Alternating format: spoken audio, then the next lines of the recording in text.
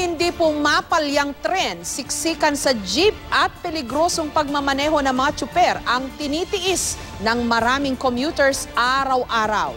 Aminado ang DOTC o ang Department of Transportation and Communications na marami pang kailangang ayusin sa infrastruktura ng mga pampublikong transportasyon. Live mula sa Quezon City, may report si Dano Tingkungko. Dano? Jessica, sa tila, sunod-sunod na kalbaryo ng marami sa ating mga pasahero, no? Mula dun sa hirap sa pagsakay hanggang sa mga aksidente kamakailan lang, isang tanong siguro ang naglalaro sa isip ng ilan. Kumusta na ba ang estado ng ating pampublikong transportasyon? Anumang ganda ng timpla ng iyong umaga sa ganitong tagpo sa sakayan, kahit sino mawawala ng gana. Sa araw-araw na kalbaryo ng maraming pasahero, dagdagan pa ng kaliwat kanang aberya. At sinong makakalimot sa pag-overshoot ng isang tren ng MRT sa Taft Station na ikinasugat ng hindi bababa sa 36 na pasahero. At kung inaakala mong MRT lang ang may ganitong problema, lingon ka lang sa pinakamalapit na bahagi ng EDSA. Sa ganitong lagay, hindi maiwasang lumutang ang isang tanong, kumusta na ba ang estado ng ating mga pampublikong transportasyon? Sa pagsagot sa tanong na yan, sabi nga nila, iba yung nakikita mo lang sa iyong nararanasan. Ibang usapan pa kung araw-araw mo itong pinagdadaanan. Sabi ng mga kapwa ko pasahero, ang kagandahan sa jeep, sa murang halaga, kung saan ka papunta, doon ka eksaktong ipapara. Pero tulad ng maraming bagay, may kapalit ang ganitong ginhawa. Di ba 10 na yung jeep? Sobrang sikip. Mas maigi siguro kung i-upgrade nila yung sasakyan nila. Sandigan ng maraming pasahero ang bus, kaya ito ang sunod kong sinakyan. Pero inabutan kami ng ulan.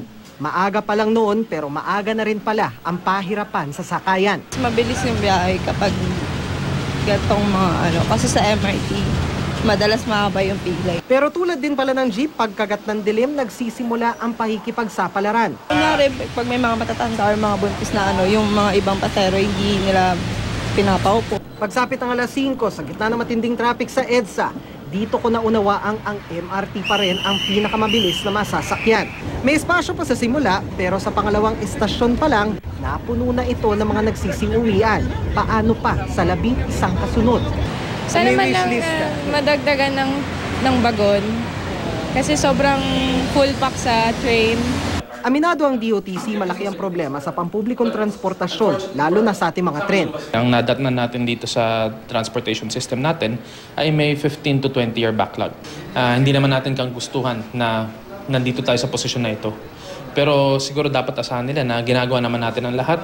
Dahil mismong infrastruktura raw ang ugat ng problema, ito ang unang inaayos ng ahensya. Halimbawa, ang LRT 1 extension hanggang Cavite, MRT 7 mula North EDSA hanggang San Jose del Monte, Bulacan, at LRT 2 extension mula Santolan hanggang Masinag. Unti-unti rin daw ang mga ginagawang pag-aayos sa MRT-P mula sa modernized ticketing hanggang sa pagbili ng 44 na karagdagang bagon. Lahat ng ito, unti-unti raw mararamdaman ng publiko. Pero pakiusap ng ahensya, konti pang pasensya, konti pang panahon. Ang infrastruktura matagal talaga gawin, no? 5 years mabilis na yan. Ang average para sa bagong airport o sa bagong Riles ay 10 years, 5 to 10 years. So hindi mabilis, pero yan ang tunay na solusyon. At Jessica, sabi pa sa atin ng DOTC, no, kaugnay sa infrastructure development ng ahensya, no, ay nabuo na rin daw nila isang pag-aaral kung saan na-determine nila kung paano ko konekta sa ating railways, particular ang MRT at LRT, yung mga existing na forms natin ng public transportation tulad ng mga bus at pampasaherong jeep. At sa usapan naman ng MRT, sabi din sa atin ng DOTC, bukas nakatakdang dumating ang prototype na bagon na in-acquire ng DOTC para sumailalim sa testing. Kung walang problema, dadaan ito sa dynamic testing o isasalang na sa MRT by November.